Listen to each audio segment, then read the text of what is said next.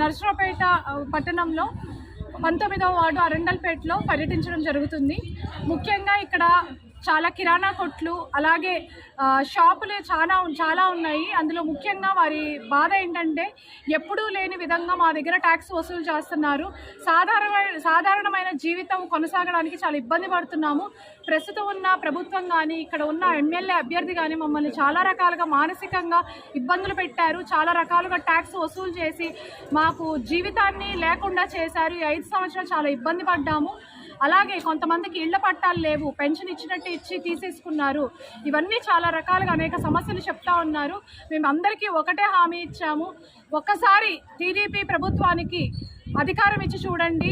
MLA అభ్యర్థి అయిన అరవింద్ బాబు గారిని అట్లానే ఎంపీ అభ్యర్థి అయిన శ్రీకృష్ణదేవరాయలు గారిని గెలిపించుకొని చూడండి. మీకు ఉన్న కష్టాలన్నీ తీరుస్తాము. అలాగే మీ వ్యాపారాలలో మేము ఏ జోక్యం చేసుకోము. ఇప్పుడున్న పరిస్థితి, ఇప్పుడున్న ట్యాక్స్ విషయాలు మాత్రం ఖచ్చితంగా పారదోలుతాము. ఈ ట్యాక్స్ అనేది ఆ మాట లేకుండా తీసేస్తాము నర్సరావుపేట పట్టణంలో అని హామీ ఇచ్చాము. చాలా అనూహ్య స్పందన వచ్చింది, చాలా సంతోషంగా ఉంది.